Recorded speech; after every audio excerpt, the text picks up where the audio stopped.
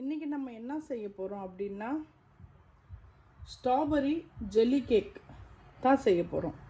அதுக்கு நான் 3/4 லிட்டர் பால் போட்டுக்கிறேன்.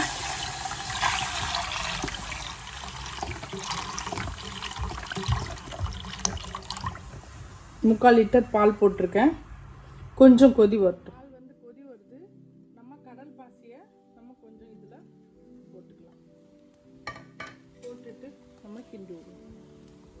சர்க்கரை கொஞ்சம் நேரம் சென்று போடலாம், ஏன்னா சர்க்கரை போட்டால் இது கொஞ்சம் கரையாது.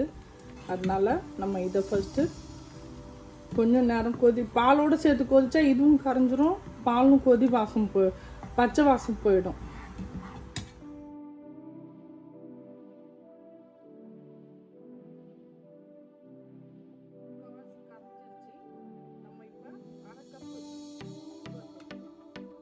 உங்களுக்கு வேணும்னா நீங்கள் இன்னும் போட்டுக்கோங்க.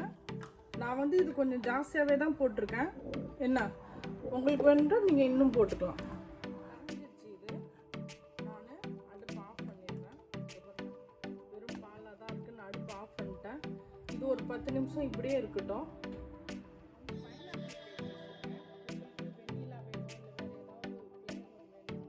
நீங்கள் அது எடுத்துக்கலாம். நான் வந்து பைனாப்பிள் கேக் எடுத்துருக்கேன். நான் வந்து வீட்டில் செய்யலை, ரெடிமேட் தான், கடையில் வாங்கினது தான். அதுக்கு நான் வந்து ஸ்ட்ராபெரி இதை வந்து கட் பண்ணிட்டு வந்துடுறேன். இது வந்து ஜெல்லி, இது நம்ம அப்புறமா போட்டு இதை செஞ்சுக்கலாம்.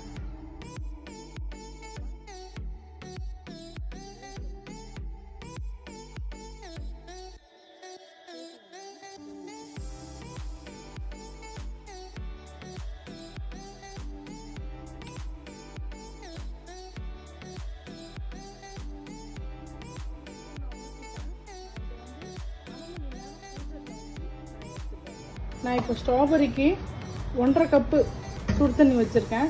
இது நம்ம இப்படியே நம்ம கோப்பையில் போட்டு கூட போட்டுக்கலாம்.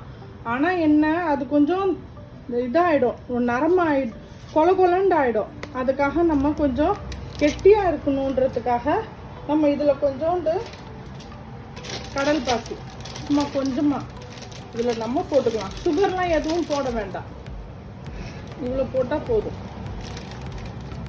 அதுக்கப்புறம் ஸ்ட்ராபெரி நம்ம இதில் கொட்டி கிண்டி அதுக்கப்புறம் அதில் நம்ம மிக்ஸ் பண்ணிடலாம். நான் ஜெல்லி பவுடர் கொட்டிட்டேன் பாருங்க. அடுப்பு ஆஃப் பண்ணிட்டேன்.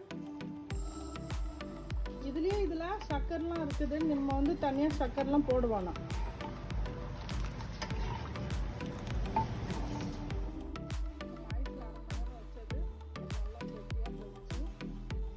நம்ம இந்த ஜெல்லியை இதில் நம்ம ஊற்றிடணும்.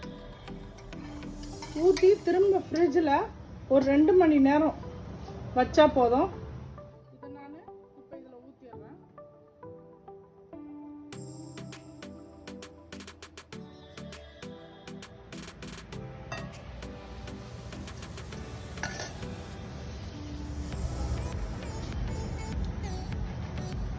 இது மாதிரி ஸ்ட்ராபெரியை மேலே போட்டு விட்டுருங்க.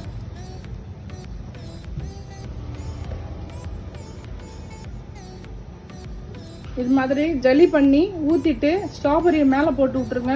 பசங்களுக்கு ரொம்ப பிடிக்கும், ஈஸி அண்ட் டேஸ்டியாக இருக்கும். இதே மாதிரி நீங்கள் செஞ்சுட்டு எனக்கு வந்து லைக் பண்ணுங்கள், ஷேர் பண்ணுங்கள், கமெண்ட் பண்ணுங்கள். இன்ஷா அல்லாஹ் நான் இன்னொரு வீடியோவில் உங்களை வந்து சந்திக்கிறேன்.